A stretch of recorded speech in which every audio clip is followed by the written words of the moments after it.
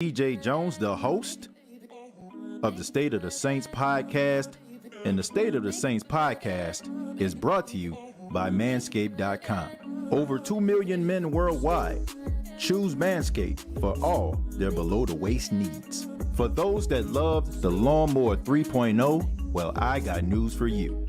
The Manscaped engineering team has confirmed that they have successfully created the Lawnmower 4.0. The Lawnmower 4.0 gives you the ability to turn the 4000K LED spotlight on and off when needed for a more precise shave. The new trimmer even allows you to customize your trim all through additional guards lengths, sizes 1 through 4. And looks-wise, it's sleek with a two-tone matte and gloss finish, even features a hot foil stamp, black chrome Manscaped logo. Show your more off loud and proud. Go to manscaped.com, use the promo code State of Saints, and you will save 20% off of the Lawnmower 4.0 as well as other Manscaped items. That's manscaped.com.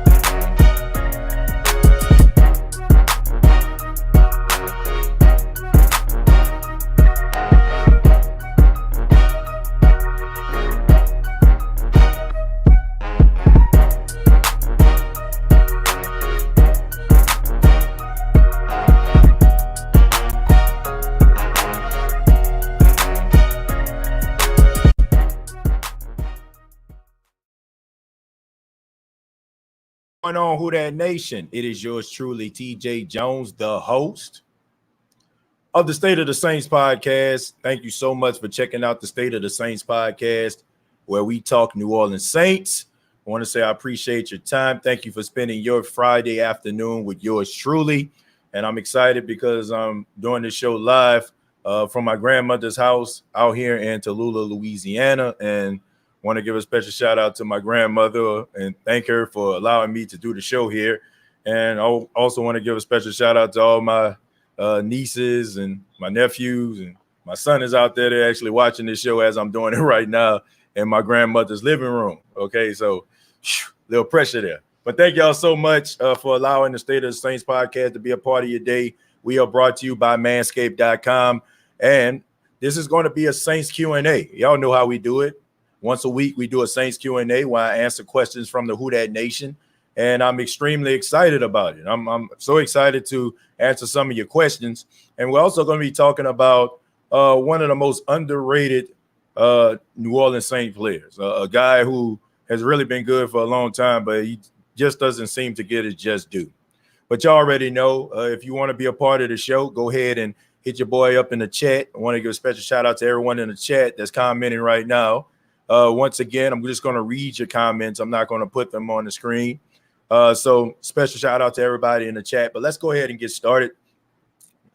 The most underrated New Orleans Saints player. The reason I decided to come up with this topic is because this guy that I'm about to mention is a guy that doesn't really get the attention that he deserves, but he's always been one of the most consistent players that I've ever seen, not just on the Saints team, but I'm talking about in the entire NFL. And the guy that I'm talking about is Cam Jordan. Cam Jordan is one of those guys that I feel like in the Who Dat Nation we take for granted. For years, Cam Jordan has been one of the most steady things about the Saints defense. And regardless if the Saints defense couldn't stop a nosebleed, couldn't stop traffic, you always can count on Cam Jordan. And Cam Jordan is one of those guys that's an NFL Iron Man. He doesn't miss games. He doesn't leave the field. He plays about 90 to 100% of the snaps every single game. But this guy never really gets the attention. I never really hear a lot of members of the Who Dat Nation mentioning Cam Jordan, or when it comes to Cam Jordan talking about how good he is. I hear people talk about how good Alvin Kamara is. I hear them talk about how good Michael Thomas is, Drew Brees, and the list goes on and on.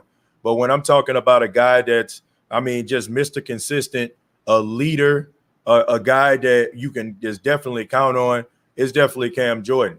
And Cam Jordan, he was inducted into the Senior Bowl Hall of Fame. So congratulations to you, Cam. We in the Who Dat Nation, we appreciate everything that you do. Cam Jordan has 94 and a half sacks as a member of the New Orleans Saints. And he's about, 5.5 short from reaching that magical number, which is 100. And when you start to get 100 sacks, that's when people start to think about you going to the Hall of Fame. And I know Cam Jordan wants a Super Bowl. He's been talking about it year after year. Cam Jordan is a guy that, like I said, we definitely can count on. Year after year, this guy's getting double-digit sacks. And I do understand that he had a down year. I understand that, but he was dealing with some injuries. And, of course, the fact that you have Cam Jordan on the field, you have offensive linemen and tight ends, they got to double team this guy to make sure he doesn't get to the quarterback. Cam Jordan, allow all those other guys to become successful. That's the reason why we are counting on guys like Carl Granderson this season.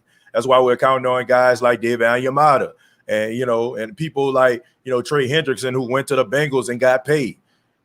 Cam Jordan is one of the main reasons behind all that, because he accounts for a lot, especially when teams are trying to stop him from getting to the quarterback. Just ask Matt Ryan in the Atlanta Falcons. I mean, he sacked Matt Ryan more times than anybody, like anybody sacked Matt Ryan. So Cam Jordan is the most underappreciated, not just Saints player, but NFL player. Like, you never hear him mentioned as Defensive Player of the Year. You never hear him mentioned in the upper echelon of defensive pass rushers. It's always in passing. And it's always what it seems like, when a primetime game is going on, that's when people want to give him his comeuppance. But this guy is extremely talented. And I think that we as Saints fans need to appreciate him more, because if Cam Jordan was to lead the New Orleans Saints, there would be a huge hole that was missing. Now, we talk about Trey Hendrickson leaving, and we're wondering about, who's going to be that other pass rusher. Notice I said other pass rusher, because once again, we never have to worry about Cam Jordan, because we know exactly what this guy can do. So Cam Jordan, definitely underrated. We appreciate Cam Jordan, hoping that he can get those 100 sacks that he need and go on to be a future Hall of Famer, which we already know he's going to be in television somewhere, man. The guy's articulate.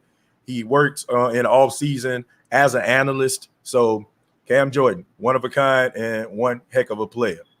But once again, thank you all for your comments. I'm going to go ahead and get started. We're going to start with Ricky. Ricky says, good morning, TJ. What's going on, Ricky? Appreciate you for being here. Dietrich says, who that? All right, we got Keen Arthur says, TJ, are we still looking at cornerbacks and wide receivers? Yes, we're actually looking at them, Keen Arthur. According to Mickey Loomis, the general manager of the New Orleans Saints, he says that the Saints definitely are in the cornerback business. They're looking for a guy that can go and be maybe on the opposite side of Marshawn Lattimore, or, somebody that can be in that rotation. Now, I heard a report, according to NFL.com, that Richard Sherman, he's kind of waiting for a training camp to start, maybe an injury to take place. He says that he does not want to play for the minimum. So he's kind of waiting his time, out, maybe for training camp, maybe for something to happen for him to be able to name his price. But there are some formidable cornerbacks that are out there. But if you don't, that's where you have guys like Chris Richard. You got Dennis Allen, the defensive coordinator. You got all these guys on your defensive staff to get these guys that you have on your team ready to be able to go out there and play. I'm not that concerned about the cornerback position, because I haven't seen what Paulson Adebo can do. I know what he did in college. I know he's an extremely talented cornerback, a guy that has good instinct, good ball skills, and a guy that can, go out there and be able to, do some good things. I think he's going to get smarter as years goes on. I think that defensively, he knows what he's doing. So when you have a guy that knows football, a guy that understands different concepts, and he's like a sponge, like Paulson Adebo appears to be, I think they'll be just fine. But Mickey Loomis did say that they were looking for a cornerback, so be on the lookout for that. Jules said Alvin Kamara is the most underrated player. I definitely disagree with that, Jules. Alvin Kamara is not the most underrated player on the New Orleans Saints team.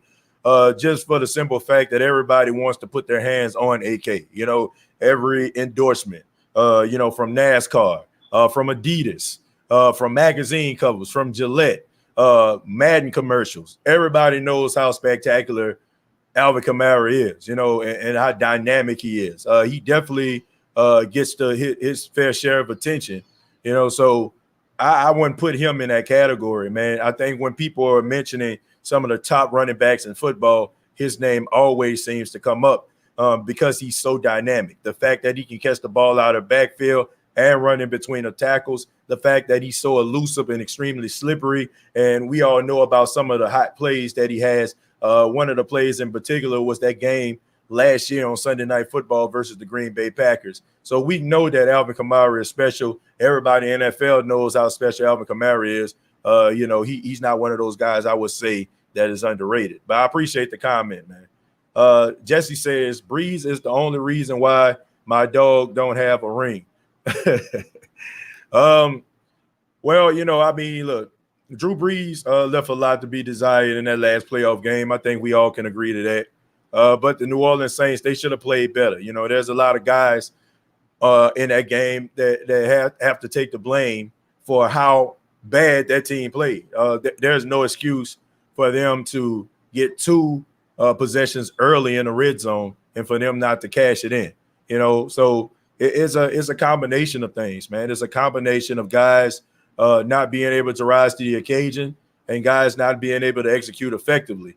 But Cam Jordan, I mean, he still got some time left. The Saints aren't left for dead, as a lot of people like to think that they are. They are going to get their opportunities. I still think the Saints are a playoff team. And when you get to the playoffs, you never know what happens, right? A couple years ago, you had the Tennessee Titans backpedaled their way into the playoffs, got all the way to the AFC Championship game, was one game away from the Super Bowl. So you never really know what can happen with teams, even though Drew Brees is gone. So he's not done just yet. There's still opportunities. As long as Sean Payton is the coach, you still have a good team around Cam Jordan. I think that they will be successful. I'm not concerned about that at all. Trevi says, you're in Tallulah now. I wonder what street you on. I might drive by and say what's up. Trevi, man, my grandmother, man, she stays in Tallulah, man. I'm actually doing the show right now, in Tallulah, Louisiana. Once again, shouts out to my grandmother, man. Thank her for allowing me to do the show here. I'm excited about it, man. Keen Arthur says, TJ, any word on Quine coming back? He looks amazing in his workouts, and I think he's a perfect complement to DeMario. Keen Arthur, I definitely agree with that. Quine Alexander, he did an outstanding job last season, coming in the middle of the season, being traded from the 49ers to the Saints. He definitely was a good compliment to DeMario Davis until he got his Achilles injury against the Kansas City Chiefs. I think he looks really good with his workouts. But, the only thing that concerns me about those workouts is, it's a highlight tape, right? If he's around that thing limping around, of course, they're not going to put that on tape, right? They're going to show him really getting at it, really putting them wheels in motion in order for him to look good. I don't believe that he's fully healed from that Achilles injury. I think it takes some time for a guy to get healed from an injury like that. But if he decides that he wants to play and, the Saints want him back and is at the right price, why not? I wouldn't have no problem with that. But I don't think the Saints need to overexert themselves trying to get Quine Alexander back with the team. Look, you have guys like Pete Warner, the rookie out of Ohio State. We still don't know what Zach Barnes is going to do. You got Caden Ellis out there, and I'm pretty sure you got some other young linebackers that are chomping at the bit to hit the field that probably have developed, probably had a really good offseason and really ready to get at it. So as far as I'm concerned, I would love Quine Alexander to be back with the Saints, but I don't want the Saints to go out here and spend an arm and a leg in order for them to get Quine Alexander. Let's scroll down just a tad bit. Jerry says the reason why the Saints will never see a Super Bowl because these other teams want it. Just being honest as a Saints fan. Jerry, look, I don't think that the Saints don't have a chance at the Super Bowl. I just think that people just making it seem like the Saints are just oh so hopeless, like all hope is lost. Like, oh my goodness, it's never going to happen for the New Orleans Saints. Oh, woe is me. No, man, the Saints have a great opportunity to make the Super Bowl with Jameis Winston as a quarterback, even with Taysom, you know what I'm saying, in certain packages. The Saints have what it takes to make the Super Bowl. I think people are underestimating this team and how good they really are. I think people are underestimating how good of a coach Sean Payton really is. There's a reason why a guy like Janoris Jenkins, who no longer plays for the team, can sit in front of a microphone on a podcast and say that the Saints are the best organization that he ever played for, an organization that understands their players. When a player thinks that an organization believes in them, has their best interests at heart, that player is going to do everything that they can to go out there and perform for their organization. So for all those people that think that the Saints are going to fall off a cliff or the Saints are not going to be as good as people think that they're going to be, I just think that they're sadly mistaken, and I think they're underestimating how good this football team is. I think they're underestimating the leadership of the New Orleans Saints, and I definitely feel like they're underestimating the Saints' chances at getting to the playoffs. Rather, they do have Jameis as a quarterback, which people think that all of a sudden, like, the Saints are just going to, falter because he throws a lot of interceptions. I look at Sean Payton coming up with a good game plan for him, and he's going to be able to do his thing. That's the way I feel about it, man. Lionel says, is it true that fans have to wear face coverings 100% of the time during a game in the dome? Lionel, I wish I can have an answer for you on that, but to be honest with you, I really don't know. I don't know if they have to wear face coverings or not, but I put it like this, man. The fact that we had really nobody in the crowd last season, the fact that nobody could go to the game to cheer on the black and gold, I just think that that's just a small price to pay for you to be able to go up in here and celebrate and cheer for the home team, getting that home field advantage back. So even if they ask you to wear face covering, just wear the face coverings. I mean, what's the problem, man? What's the issue with that, right? If you can come to the game, you can cheer loud and cheer for the Saints. Why not? I don't have no problem with that. Keen Arthur also says, TJ, can we admit that when Tampa had to start on their side of the field, our defense shut them down? We controlled the game, and turnovers put Tampa in the red zone for quick points. Yeah, I mean, I agree with that. I think the defense played really well for, what was asked for them to do. I mean, look, averaging field position was at the 41-yard line for the Tampa Bay Buccaneers. I mean, the defense did as much as they could do in that game.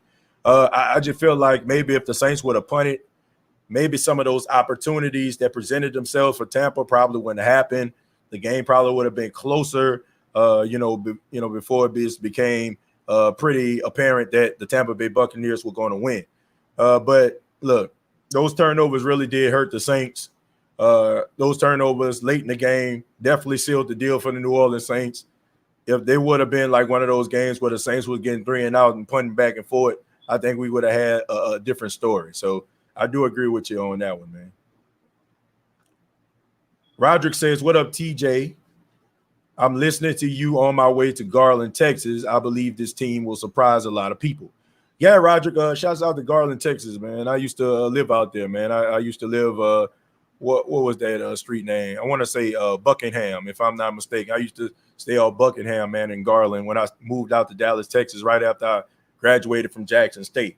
But yeah, man, I think this team is going to surprise a lot of people. A lot of people are writing them off, but they're going to surprise a lot of folks. That's just my opinion. Anybody that just think that they are going to be bad, I just think they're wrong. Who will get an extension first, Ramczyk, Lattimore, or Marcus Williams? I think in that order, that's where you need to focus on, Slim. I think Ramczyk should be first because he's an offensive lineman. You need your offensive lineman. And quite frankly, he's been the most consistent guy on the team out of these 3 guys. No disrespect to Lattimore, no disrespect to Marcus Williams. But it's very hard to find something wrong with Ryan Ramczyk. It's very hard to find something wrong with a guy who just goes out there and just consistent. A guy, when he leaves the field, everybody knows that he's gone. Ryan Ramczyk is that guy. You got to pay him first. Then you got to pay Marshawn Lattimore because he's a cornerback. And cornerbacks that can play in this league are hard to find. It's hard to draft a guy that can go out there that can be a number one corner. Marshawn Lattimore definitely should get paid, and followed by Marcus Williams at the safety position. In that order that you have is Slim, I feel like that's the order the Saints need to sign those players. Latavius Murray is underrated big time. Oh, yes. Oh, yeah. No doubt about it. Latavius Murray definitely is on the list of underrated players. He's definitely a guy that I feel is underrated as a running back. And I also feel like Latavius Murray is one of those guys that don't deserve to be a backup running back. I really don't understand like why people don't go out here and try to go after Latavius Murray. I've been watching Latavius Murray ever since he was in Oakland. He was really good in Oakland. He got a contract in Minnesota, right? Everybody thought that, okay, they got rid of Adrian Peterson. Latavius Murray was going to come in, and he played good for them. And then all of a sudden they got Dalvin Cook because I don't know. I guess they felt like Latavius wasn't all that they wanted. Then Dalvin Cook became the starter. Then he goes to the New Orleans Saints, and Alvin Kamara is the starter. So I don't know what it is about Latavius Murray that people just don't see.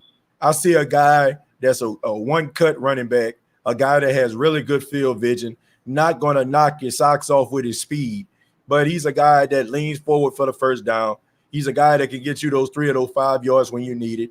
He's a guy that you can run in between the tackles and also on the outside, and also on those tough goal line situations, he can get you that touchdown. So I don't understand like what the issue is with Latavius Murray. I definitely love Latavius Murray, and I hope that he stays on the New Orleans Saints team. I just don't understand why this guy hasn't been a starter in the league, because a team I know for a fact can use the services of a guy like Latavius Murray on a full-time basis. Anna says the O-line doesn't get acknowledged enough unless it's a negative, and they the backbone. But that's every team, Anna. You know, no offensive line is going to just get all the praise for being good. That's just not how it works. If you know an offensive lineman name, 9 times out of 10, they're not very good. If you hear their name consistently, that means that they're probably about to get cut, or they're out there probably about to hit the bench. Okay, if you don't hear a guy's name, then that means that they're probably an all-pro or a guy that's probably on their way to Canton. I mean, I don't understand why it's that way, but that's just the way that it is. That's just how it goes. You know? Keen Arthur says, TJ, I see our offense taking a huge step forward, even if it's balanced. What are your projection stat line for AK, Mike T, and Traquan for the season? For Alvin Kamara, I see Alvin Kamara getting 1,000 yards rushing. That's what I see. I don't see the 1,000 in 1,000 scenario that everybody's saying, but I definitely can see him getting about close to 1,000, which is about 850 to 875. I probably think he's going to get about 1,100 yards rushing. As far as Michael Thomas, I see Michael Thomas probably getting about 12 to 1,300 yards. He's probably going to have about 5 or 6 touchdowns. And Traquan Smith, I think he's going to hit that 700-yard mark. I think he's probably going to get about 715 to about 750 yards, and probably as usual 5 touchdowns. So that's the stat line I see for those guys. TJ, do you trust our tight end position? I trust Adam Troutman. I like the development of Adam Troutman dating back to last year. He was a guy that was a solid pass catcher as a tight end coming out of the University of Dayton, and he emerged as a guy that can block. Okay, that was the only issue. He was a guy that became a solid blocker towards the end of the season. So we already know you can catch the football. I don't have a concern with that. I do, however, have a concern with who's going to be the next guy up. I mean, I know Nick Burnett is there. He's big, he's strong, but I don't trust him, and I don't think he's another Josh Hill. But I do feel that the tight end position is going to be pretty steady. I think so. I think it's going to be pretty steady. Let's see. Go down to, excuse me. Ryan says, we good at tight end. Troutman, Taysom Hill, Jawan Johnson. Okay. You know, I think that Jawan Johnson moving to tight end is going to work. I also feel like Taysom Hill is probably going to do some tight end work as well, which, you know, in his third season as playing a tight end, I think is going to work for him. And I also feel like Adam Troutman is going to be that starter. He's going to be that starting guy that we all need. So I think he's probably going to end up being a Pro Bowler. Probably not this year, but maybe down the line. I think you're going to start seeing little pieces, maybe like how it was when George Kittle developed. I think that's how you're going to see it. Keenard, we don't have no holes on our defensive line. Hey, I believe that. Excuse me. I think that we don't have – I don't think we have a lot of holes, man. You got Tano Passigno. You got Marcus Davenport. You got Carl Granderson. You got David Onyemata, Malcolm Roach, Shy Tuttle, Cam Jordan. That's a pretty formidable defensive line. Now, I know they don't have the names, but I'd rather have the game than the names. You know what I'm saying? I'd rather have the names than the game. You know what I'm saying? That's what I feel about that. So, you know, it's just about production. You know, how are you producing? How are you doing? What are you doing on the field? Or you get into the quarterback? You know, Trey Hendrickson wasn't a household name, but he had 13 and a half sacks. So it's about consistency. How consistent can you be on the defensive line? Kai says Latavius Murray needs to eat more this season. Sean Payton really needs to utilize him more in the running game. I don't think it has anything to do with his size. I just think that it has a lot to do with the money. When you pay a guy out like Alvin Kamara $50 million, you don't pay him that type of money for him to sit on the sidelines. You pay him to be on the field. So you look at somebody like Latavius Murray, who's probably making about $3.5 to $4 million. Guess who's about to get the most production? Guess who's going to hit the field more? Guess who teams are going to try to really make work? That guy that's making those $50 million. Jules said salary cap room cleared up for cutting Taysom Hill. That wasn't guaranteed money. Yeah, that was just some work of Kai Harley, man, a guy that's the head of accounting for the New Orleans Saints, who do an outstanding job every single year, making sure that the Saints have what they need contractually, making sure that they're under the salary cap, and also keeping their core players. That's important. Jerry says still a memorable moment when Shy Tuttle stiff-armed Matt Ryan. Yeah, you know, that's also a part of our intro package here on the State of the Saints podcast. So, yeah, that's definitely a memorable moment. It happened on Thanksgiving, and the Saints really beat up on the Falcons, which I know a lot of Saints fans enjoy. Keen Arthur said, TJ, I was in Modesto referring to proven depth and availability in regards to injury, not concerned with a big game. Yeah, I understand that. But that's why you develop new players, Keen Arthur. That's the reason why you develop guys in your system. And I understand that the Saints had really deep depth at different positions last season. When guys went down, guys were able to step up. But I do feel like the Saints do a really good job at developing young players. That is what gets you over the hump. Not signing a bunch of free agents, not signing a bunch of well-known names in the NFL, but getting those young players, getting the right coaching staff around them, and allowing them to develop and grow on your team. And also you have those guys on those rookie deals. So you don't have to worry about, oh, I need to worry about signing this guy down the line, or I need to worry about what I'm going to do about this guy next year. You have those guys on a book 3 to 4 years in a rookie deal, and you can go out here and get some of those other players that probably can be good fits on your team. Guys like a DeMario Davis down the line. You know, back in the day, a guy like, you know, like a Darren Sharp. Guys like that. TJ, do you see Keith Washington Jr. getting an opportunity if he eats a po' boy or something? Yeah, I see Keith Washington, who I really like, man. I like Keith Washington. I think that Keith Washington just deserves an opportunity. I think that he needs to gain a little bit of weight. Okay, I think he needs a Big Mac, a sausage, egg, and cheese McGriddle or something. You know what I'm saying? He needs something in order for him to, you know, like get a little weight, get a little size on him, and I think that he'll be fine. That's my only issue. When you're going up against guys that are like 6'3", 6'4", 220, 230 pounds, and you 180 pounds soaking wet, guys can just, toss you around. So I do think he need a little bit more meat on his bones so he can be able to absorb some of the punishment, those stiff arms, and also be able to wrap up on some of those big, strong wide receivers.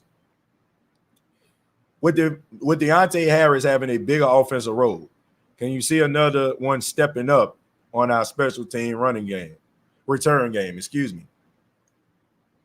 Trying to see. Well, the Saints got their return man, you know what I'm saying, that they got out of college. A guy that was about just as good as Deontay Harris. So look for him to make the team.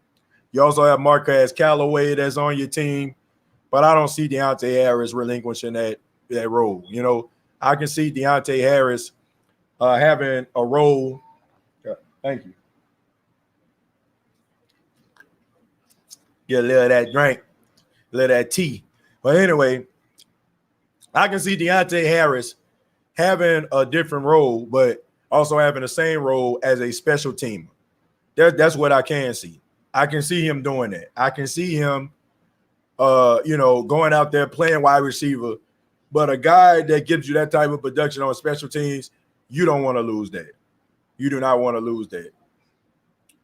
You don't want to go ahead. Let's see. Quan Baker and PK and kick return. I don't see Quan Baker being a key kick returner. Maybe if Deontay Harris gets hurt. TJ, who are your breakout players this year? I think Deontay Harris is one. I think Traquan Smith, if he stays healthy, is another one. And I think Carl Granderson is another one as well. So let's see. AK ain't getting cut, bro. No, you're not getting cut. Not at all. I don't think that's crazy to even think about. When you have so many undrafted free agents making impact year after year, you have to start giving credit to our coaching staff. Yeah, I agree with that. I think that they have to give credit to the coaching staff. You got to do that. You got to be able to change the you got to be able to understand and appreciate the coaching staff. Troy says when you already read that one, Mississippi Wi-Fi is a little bit slow. I hear the smoke alarm in the background. Okay, man. Let me see. Let me close the door. All right.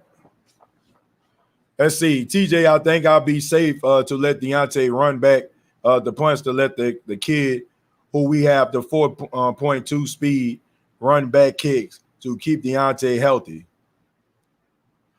Jeremiah says, TJ, what do you think about our team going to the playoffs? I don't care about these fake haters and what they say. We're going to keep pushing and further at the most of NFL history. Well, look, I'm not concerned about that. I think the Saints have really strong playoff chances. I think that the New Orleans Saints are going to make the playoffs, and I think that they're going to be much better than people are giving them credit for. I definitely agree with that. I think that they're going to be a very formidable football team. If anybody thinks otherwise, I don't know what to tell you. I don't know what to tell you. But I want to ask everybody, if you're liking the show so far, if you're liking the content, go ahead and give your boy a thumbs up. Let everybody know that you're enjoying the show. And also, the State of the Saints podcast is brought to you by Manscaped.com. Go to Manscaped.com, use the promo code State of Saints, and you will save 20% off of your purchase. Once again, that's Manscaped.com. Use the promo code State of Saints. Kane Arthur said, hey, TJ, I like how Jameis is looking and the work he's putting in. Dude dropped like 20 pounds to make himself more mobile. I like what Jameis is doing. I like it a lot. I think that Jameis is doing a really good job. I think using somebody like Traquan, everybody around the Saints facility is saying that they see changes in Jameis. So people better get ready, man. I don't think that a Tiger changes his stripes overnight. I think that he's going to, make some mistakes, but I just think that if he limits his mistakes, he'll be fine. Tyree says, I think we go after another corner because what if Adebo or Lattimore go down and Lattimore miss 3 to 4 weeks at the beginning of the season? Well, I don't think that the Saints are done. When you have veteran guys, they like to wait the training camp to wait for injuries so they can have more leverage over teams, right? That's what I said about Richard Sherman. What Richard Sherman is doing, he's waiting. He's waiting for, maybe something to happen in training camp of a team that he feels is a contender. And he's going to probably try to name his price. If, after the draft, all season, teams seem to be pretty contented with what they actually have in the house right now, right? But when guys start to get hurt at key positions, that's when they start calling these guys in, and these guys can say, well, I want this. And if your back is against the wall, what can you do? It's going to be bananas if Breeze show up the first game if that dome is full. Yeah, that would be crazy if he do. But I think he should, the fact that his last game in the dome, nobody could be there to cheer him and stuff like that, as he go through the tunnel to tell him thank you. Why not come back week 1 where he can get his applause and his respect from people? I would, if I was Gail Benson, I would be asking him to do that. But I doubt if he can now because now he has obligations with NBC. Man, there's 58 people in here. Y'all out cheer head first if you think you're not going to hit that like button. Yeah, man, I appreciate everybody for being here, man. Appreciate everybody and everybody that's checked out the podcast. That's going to check it out, right? They're checking out live or they checking it out later. Thank you so much. Jules say, I trust your expert opinion. August is right around the corner. Did the Saints improve the defense? I don't think they improved their defense, but I don't think they lost anybody to a point where I'm so just overly concerned about the defense. I will say that. But as far as the defense is concerned, I think that if the Saints were to go out week 1 for what they have right now, I think that they still can get the job done. I think they still can be formidable. Janoris Jenkins said in an interview the Saints was the best team he ever played for. Yeah, I mentioned that, Brian. I mentioned that earlier. Janoris Jenkins was on a podcast and he said that the Saints are the best organization he ever played for. And that's a lot of high praise from a guy who's been in the league as long as he has. He says that the Saints understand players. They understand about, letting players be themselves. That's why I say when you got a team like that, you got guys that'll be willing to run through a wall for that team. Who's going to be the rookie of the year for the New Orleans Saints this year? That's a good question. I'm going to say Pete Warner. I'm going to say Pete Warner because I feel like he's going to be on the field a little bit more than the other guys, okay? I feel like Pete Warner is going to be that guy. I think Pete Warner is going to be one of those guys that we like and be celebrating as much as we celebrate the Mario Davis. That report says, I agree, King. Where the hell is everybody? I don't know, man. I mean, it's the middle of the day. Like 1 o'clock, so 2 o'clock Eastern Standard Time, so probably everybody at work. It's Friday. They'll get around to it. That's right, Lattimore has a suspension coming up. Who's going to start in this place? I don't know. I'm not sure who's going to start in this place. But look, I seen the Saints go out there with Patrick Robinson and PJ Williams, and they won a football game. So I think they'll be okay. I believe in Sean Payton in the Saints offensive line, AK, Michael Thomas, Cam Jordan. Having those players as cornerstones will help Winston to elevate his game. I agree. When you have a guy like Jameis Winston who is known for being a guy to carry the team, being a guy that everybody wants, to lead the team to the next millennium or the next stratosphere, now he doesn't have that pressure. All you got to go is execute. Nobody's asking you to be the savior of the team. Nobody's asking you to do too much. Just do your job and you'll be just fine. I'm calling it now, TJ. Pete Warner will have an amazing rookie season bearing injuries. I agree. I think he's going to be that guy. You know, he said that you know, he's going to be that guy. Let's see. I'm calling it now. Already read that. Jerry says, I know we got more people. I'm not concerned about that, man. I'm not concerned about it. You know, like we normally when I go live, you know, at a certain time, might have like more people, you know, in there than I would at a certain time. It really don't matter to me, man. You know, I mean, people go, you know, people watch the show, they enjoy the show. As long as you all enjoying the show, it's all that matters to me. And a lot of people I've noticed, you know, some people watch it live and then they'll go back later on and actually watch the entire show. You know, so that's basically how it works. Special teams will always be a building edge for the Saints for the majority of the games. I think the Saints have one of the best special teams in football. I think as far as like kick returning, guys that are gunners, getting those tackles, running down the field, I think that they do an amazing job. I think they do an amazing job there. Okay. Let's see. Keen Arthur says, TJ, I expect Mike T to get more downfield looks. Yeah, you know what I'm saying? I really do. I think a lot of people just think that Michael Thomas just runs slant routes and that's all he can do. But we have to understand that Drew Brees couldn't really stretch the field the way that he once did towards the twilight of his career. You know, like he had to, you know, he had to, you know, kind of adjust his game. So by him adjusting his game, Michael Thomas had to adjust his. So for people that think that this guy can't run a deep post or he can't run a streak route or any of these other routes, I think that I think they're crazy. And I think you're going to see a lot of different plays for Michael Thomas, and it's going to quiet a lot of those naysayers. Jules said, I enjoy the show. I appreciate that, Jules. I'm a Baltimore Ravens fan. Well, I appreciate you being here, Jules, and thank you for being here every episode, man. I appreciate that. Nah, TJ, you can be nice to them. I'm collecting this Skrilla from the people laughing in the chat. I got you, homie. Hey, man, look. I let these people they can say, you know, what they want to say. You know, I feel like the New Orleans Saints are going to be a really good football team this season. You know, I really do.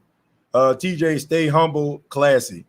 Yeah, I got to, man. You know, I appreciate everybody that check out the State of the Saints podcast. From the time that we started to grow this show, from the opportunities that we have now and being corporately sponsored and stuff like that, man. I mean, we came from a long way, but it all started with people that supported this show from day one, and I'm forever appreciative of, you know, them doing this. So, you know, I'm happy about that. My nephew Kalen says LaShayla wants to show her face on camera. Well, if she wants to come in and show her face, she can. She can wave to everybody if she wants to. She can come in. Let's see. The Saints should just improve the defense. Drew Brees probably wanted Tom Brady to sit on the bench. Look, I think the Saints defense, you know, it is going to improve. I think they're going to be really good. Excuse me. The reason why Fournette was running all over that front seven in the playoffs because Alex Anzalone shouldn't cover him. Now we have Pete Warner, a guy who flies over the field. He flies all over the field, and who gets there? Yeah, Pete Warner. Yeah, Pete Warner is a guy that's a sideline to sideline guy. He's a guy you can count on to guard the running backs and the tight ends. He did a really good job at Ohio State.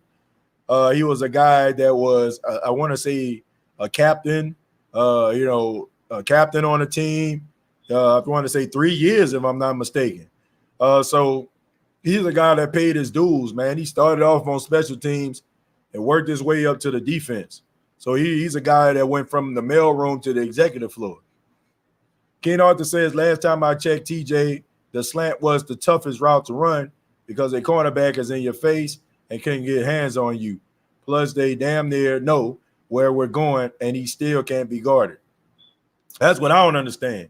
Like, if somebody's pressing you on the line of scrimmage and you still like hand fighting with the guy and you break free and you still get the pass on a quick slant, that tells me everything that I need to know. I know you have good hands. I know you have good strength. So a lot of people that just calling him, oh, he just runs slants.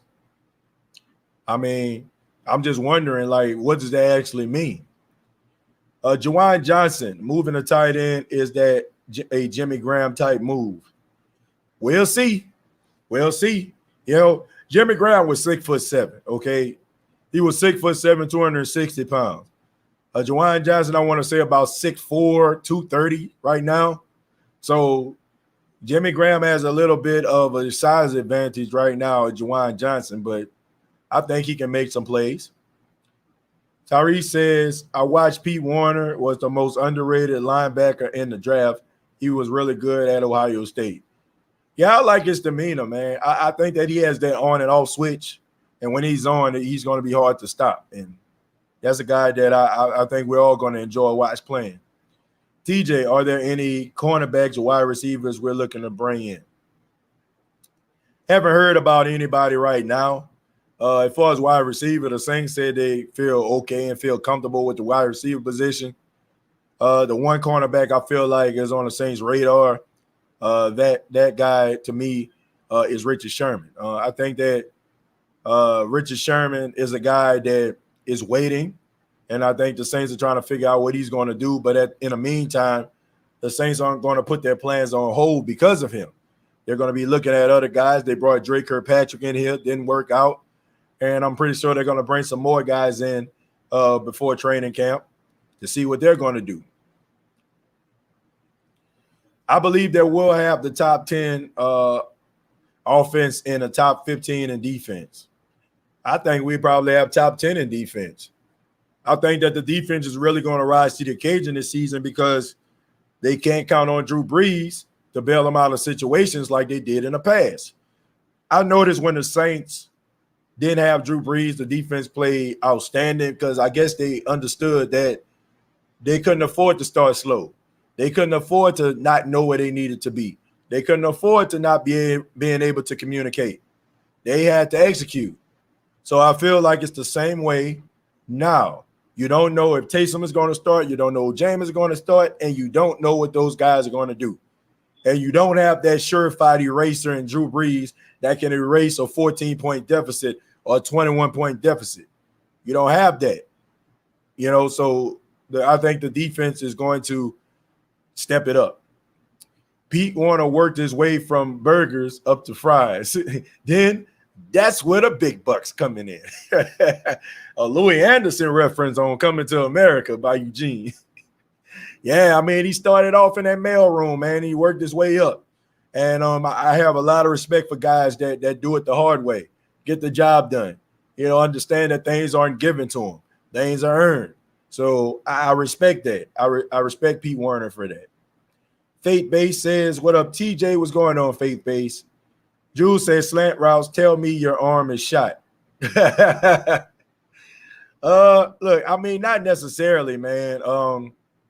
Some teams, you know, that's just the way that they run it. You know, that's just the way that they do things. Doesn't necessarily mean that the guy's arm is shot. Just means that sometimes that it works. But I think that you have to keep the defense honest and you have to throw the ball over their head from time to time. So I agree in a way, Jules, but I don't feel like a quarterback, that doesn't mean a quarterback doesn't have a good arm if teams are just running some of those intermediate routes. Bang says, personally, the Saints were missing their most important player in the playoffs. Game against the Bucks. The fans would have influenced that game in a big way, in my opinion, as golf. Bangs, I hate to say this, but I think it needs to be said. The New Orleans Saints home field advantage is starting to slowly lose its luster, right? We've been hearing about this dome field advantage for years, and we kind of bought into it. Oh, if they come into the Superdome, they're going to lose. Look how loud the crowd is, and they got the decimals meter in there, and it's going over 100, and we going crazy. Like, nobody want to come in here. But if you look at the New Orleans Saints, over the last 2 seasons, they made the playoffs. Wait a minute. Let me take that back. The last 3 seasons that they made the playoffs, they lost at home. They lost to the Rams. They lost to the Vikings. They lost to the Bucks. All 3 of those games happened at home. 2 of those games that they lost at home, they had a loud and crazy crowd. So to say, oh, man, we're going to have a loud and crazy crowd, it's going to be ruckus, it's going to be crazy. I can't buy that because the Saints, even though they've had home field advantage or they had the number 2 seed or all these different things where they had opportunities to play at home, they did not capitalize. So, I mean, how effective is home field advantage at this point? How effective is home field advantage for the New Orleans Saints? I feel like people talking about home field advantage, that's just a cop-out to me. No disrespect to you. No disrespect to you, Bangs. But I feel like I'm talking about the national media. I feel like that's a cop-out because they don't know how to really present the Saints. All they know is Drew Brees, Sean Payton, and the loud Superdome. Superdome is loud, yes. Superdome is a hard place to play, yes.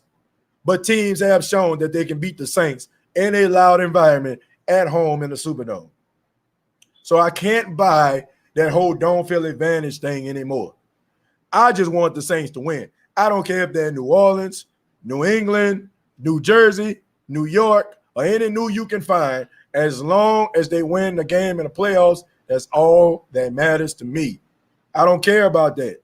Like, how important is home field advantage for the New Orleans Saints if they didn't lost at home 3 straight years?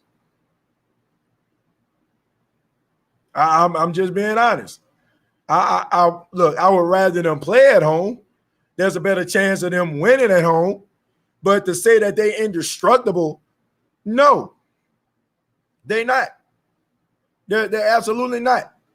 They can be beat at home. It's been proven on 3 different occasions. So, in my honest opinion, the Saints need to worry about executing in the playoffs more so than talking about playing at home and being in a crowd talking about how loud and crazy it can get. Because at this point, I can care less. Just like I can care less about, the Saints just making it to the playoffs.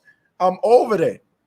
When a team shows you that they can consistently be successful, the whole goalpost changes. The whole trajectory changes. The way that you look at that team changes. It's almost going from a girlfriend or a boyfriend to a husband and a wife. The circumstances change. If you are a good football team, you show your fans that you're a good football team, they are going to expect more out of you. So I'm afraid just having the dome field advantage, I'm afraid just making it to the playoffs, just getting there is not good enough for me as a Saints fan anymore. You got to get it done. You got to get it done. And the excuses are becoming less and less, you know what I'm saying? Like, I mean, less and less tolerable. Seriously. You know, you get tired of hearing these same excuses over and over again. You got to win, man. Oh, we ain't got Drew. Rams went to the Super Bowl with Jared Goff. Are you kidding me? You telling me Jared Goff is better than Drew Brees? Give me a break, man. Come on, man. Like, miss me with this nonsense. Like, you like, anybody is thinking like that, I have to say, man, what's wrong with you? What's wrong with you? Keenard to say, TJ, I feel like the dome field advantage will be different just off the fact that our offense will be more explosive. Take the energy out of the building when Drew is dinking and dunking and throwing picks. That's a good point, King Arthur. I look, I'm with you on that. I think that the explosive plays, few and far in between, did affect it. But here's the thing, King Arthur, these guys aren't new to the game. They aren't new to the playoffs. They know what Drew Brees can do. They know better than we do. They see this guy every single day. They see Drew Brees in practice. They see Drew Brees going through the walkthroughs. They see Drew Brees in a film room. They see Drew Brees warming up. They catch passes from him. They know what this guy can do. So looking at that, you have to be ready to perform, to be able to compensate for the lack of arm strength and a lack of ability of Drew Brees in the twilight of his career. I can't accept that. When we look at Jimmy Garoppolo a couple years ago, Jimmy Garoppolo wasn't setting the world on fire. Jimmy Garoppolo wasn't out there balling out of control. What did Kyle Shanahan do? He leaned heavily on the run, and they ran their way into the Super Bowl. Jimmy Garoppolo had 10 passing attempts in an entire game versus the Green Bay Packers. 10. That tells me right there that Kyle Shanahan knew what he had. He knew what Garoppolo could do. He knew there was a strong chance that Garoppolo could get hurt. He knew there was a strong chance that somebody might come into the game that is not experienced, that can't get you what you need when it comes to being a quarterback. So he leaned on guys like Tevin Coleman, you know what I'm saying, and guys like that in order for him to get what he needed, which was the Super Bowl. If Sean Payton and his coaching staff are still counting on Drew Brees to throw the ball 20 yards down the field, when over the last couple of years he's shown that he doesn't do that on a consistent basis and he can't, then it's your fault. Because that's when you need to beef up the defense. That's when you need to beef up the running game. That's when you need to really take it upon yourself to get into the ear of your offensive line to teach them the importance of blocking and protecting, because every single play could cost us the game. I cannot accept what people are saying, especially when I'm seeing mediocrity at the quarterback position. Guys that are not tearing up the field at the quarterback position make the Super Bowl, and I'm still wondering, oh, well, if they got Jameis, nah, bro. You run the football, you play good defense, and you allow guys like Jameis to be able to develop at the quarterback position and perform to the best of his ability. And until that time comes, you get yourself a formidable defense, you lean on guys like Murray and Kamara, and you just go from there. That's what you do. I can't accept it anymore, man. I cannot accept mediocrity. I can't accept the excuses. I can't accept that when I'm watching teams that I see picking in the top 5, picking in the top 10. The next year they go into the Super Bowl. Teams getting 1 and 2 pieces, and all of a sudden they're in the Super Bowl. Teams that ain't been to the playoffs since 2007 winning the Super Bowl. The excuses become less and less appealing and less tolerable. That's just what it is. I'm just being honest, man. I'm just being real. Pammy said TJ ain't gonna have no voice after this show. Probably won't, man. But look, I'd rather be hoarse giving you all my all than to give you all, a half of a show. Okay. I can drink some tea, some lemon or something like that, but I'm gonna give y'all my all when I get behind this mic. All right. If I can't do that, then I'm not gonna be on the show. All right. But Jules said blocking and protecting. Tyree says Saints almost lost to the Vikings in the NFC Championship game and the Colts in the Super Bowl. Lucky Tracy Porter saved us. Yeah, Tyrese, there's a saying. I mean, it's better to be lucky than good. Sometimes you need a little luck, right? You need a little luck on your side. A couple years ago, the Saints played the Baltimore Ravens. Saints took a lead, right? Baltimore, they scored a touchdown late in the game. I think it was Joe Flacco to John Brown, if I'm not mistaken. Justin Tucker, one of the most accurate kickers in the NFL history, missed the extra point. That's how the Saints won that game. Sometimes it's better to be lucky than good sometimes. TJ, if Jameis has 3,500 to 4,000 yards passing, 25 touchdowns, 20 to 30 touchdowns, and 10 picks, I say we can make it to the chip. Yeah, I agree with that. even Keenan, if he had between 10 to 15 interceptions, I think that is possible. I mean, Tom Brady had what, 17, 18 interceptions, right? You know what I'm saying? Like, I just feel like how the interceptions take place. What happened that led to the interception? Is the interception a pick six?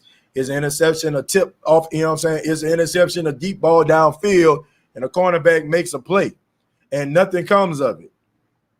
Then I'm fine. The Saints will be fine. 10 to 15 interceptions, I ain't got no problem with that. I ain't got no issue with that at all. I wouldn't, right? But when you start rolling up into the 17 or 18 interception, that's when like some issues. Like, whoa, wait a minute, because you know a couple of those probably gonna be some pick sixes. No disrespect taken, TJ. Your perspective makes sense. I was thinking more of how Tom Brady will react to the noise. Although the outcome is not always a win, it does disrupt. Baines, I agree. I agree with that. When you're talking about timeouts, that can be beneficial to a team towards the end of the game or the end of the half. That's important, right? Crowd noise plays a huge role in it. We're talking about false starts, right? Stuff like that. That's important. But the Saints got to prove, that, okay, they got to get this whole don't feel advantage mystique back. And you get that back by putting up numbers like Keenan Arthur just alluded to, 35 to 4,000 yards, 25, 30 touchdowns. You can do that. If you do that, you're fine. If you do that, you'll be successful. If you do that, you might be on the threshold of a Super Bowl. We'll see. I'm going to read a few more and then we'll get up out of here. Tyree says, I don't know, man. I'm tired of saying we going to the Super Bowl every year and get a bunch out the playoff and get bounced out of the playoffs in the first or the second round. I agree. I don't think it will hurt as much. Like, I look at the Bears, right? I look at the Bears last season. The Bears were a 7 seed. You're a Bears fan. You're excited your team made the playoffs. But you understood, like, if they lose in the first round, you're like, they were up and down all season, so why am I surprised? When your team towards week 16, 17, and now 18 are going back and forth with other NFC teams for the top spot, they don't get the top spot. However, they get the next best thing, which is 2 straight home games. And they lay an egg. You like, man, what's going on here? Like, we had everything we needed. We even beat the team that won the Super Bowl twice. It don't feel good. You're frustrated. You're angry. There's no Saints fan walking the face of God's green earth that really can sit up here and believe in their heart of hearts that the Tampa Bay Buccaneers were just that much better than the Saints. It makes you feel even worse that the Saints beat the Tampa Bay Buccaneers twice in a regular season, only to lose them in the playoffs and for them to win the Super Bowl. This is a team that you beat week 1, annihilated on national television, and this team is hoisting a Lombardi trophy. Like, that's a tough pill to swallow, man. It's a tough pill to swallow when your team has won more regular season games than any other team in the National Football League, and they lose in the playoffs, or they lose on such heartbreaking plays. I can understand that. But as Saints fans, we've been through worse. We have. We've been through situations, if you've been a Saints fan as long as I have, you were shocked if the Saints actually won a football game. You were shocked if the Saints were actually in the game in the fourth quarter. You were shocked. So I'm going to be honest with you. As much as these losses hurt, at least Who Dat Nation, we in a discussion. At least if you get to the playoffs, there's still a possibility that you can win it all. And there's not a doubt in my mind, regardless of losing a legendary quarterback, losing some guys due to cap casualties, There's not a doubt in my mind that the New Orleans Saints cannot get the job done in 2021. That actually rhymed. Getting the job done in 2021. But thank you all so much for checking out the State of the Saints podcast. Really do appreciate it. Much love to everybody. Thank you so much for allowing the State of the Saints podcast to be a part of your day. If you have not already, please subscribe to the YouTube channel, youtube.com, search The State of the Saints podcast, facebook.com, search The State of the Saints podcast. Previous episodes are available on iTunes, Spotify, iHeartRadio, Anchor FM. The show is brought to you by manscaped.com. Once again, go to manscaped.com, use the promo code State of Saints. You will save 20% off of your purchase. And I have my crew. They won't be on camera, so they can slide all over. Y'all come in front of the camera over here. All right.